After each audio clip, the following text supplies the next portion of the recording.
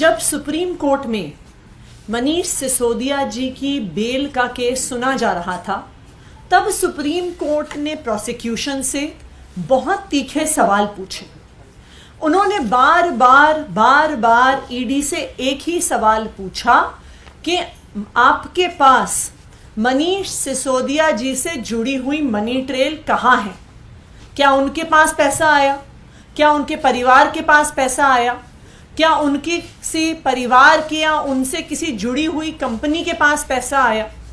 Supreme court ने बार बार पूछा कि अगर मनीष सिसोदिया के पास पैसा पहुंचता हुआ ईडी दिखा नहीं सकती है तो फिर मनी लॉन्ड्रिंग का सवाल कैसे पैदा होता है और पीएमएलए लगने का सवाल कैसे पैदा होता है?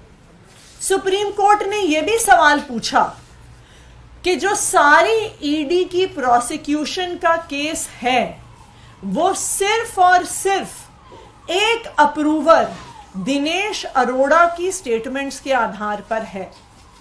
इनफैक्ट जब हियरिंग चल रही थी तो सुप्रीम कोर्ट में यही कहा गया कि अप्रूवर तो अपनी जान बचाने के लिए कुछ भी कह सकता है, उसकी स्टेटमेंट पर कितना विश्वास किया जा सकता है।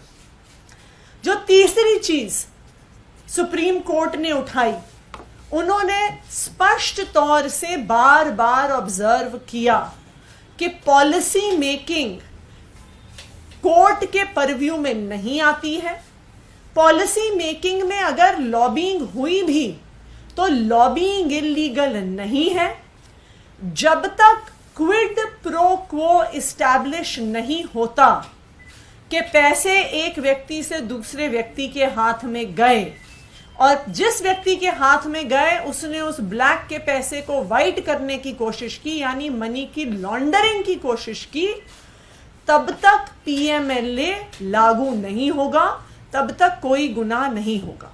जब सुप्रीम कोर्ट में मनीष सिसोदिया जी की बेल का केस सुना जा रहा था, तब सुप्रीम कोर्ट ने प्रोसिक्यूशन से बहुत तीखे सवाल पूछे। उन्होंने बार बार ईडी से एक ही सवाल पूछा कि आपके पास